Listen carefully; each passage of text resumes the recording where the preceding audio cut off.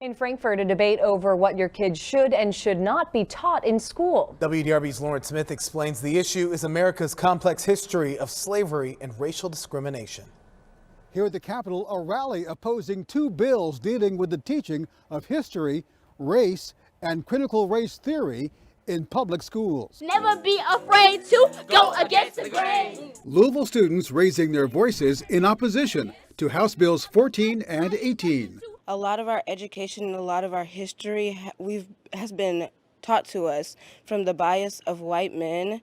I knew about 1776. I already knew about the Revolutionary War, but where was I in history? Opponents say the bills, in effect, attempt to whitewash history by limiting the teaching of slavery, systemic racism, and critical race theory in public schools.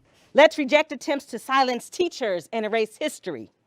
Let's reject attempts at dehumanizing people by acting as if we have no history. Opponents say the bills are designed to silence teachers.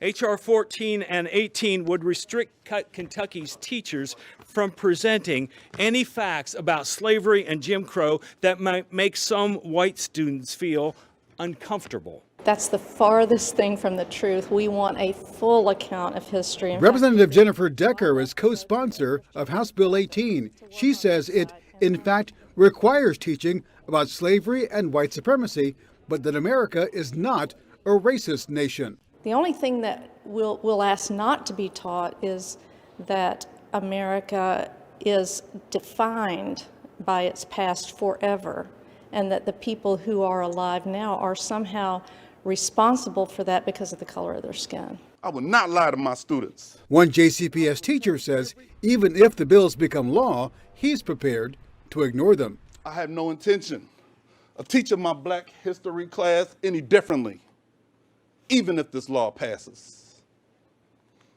You'll have to fire me right now.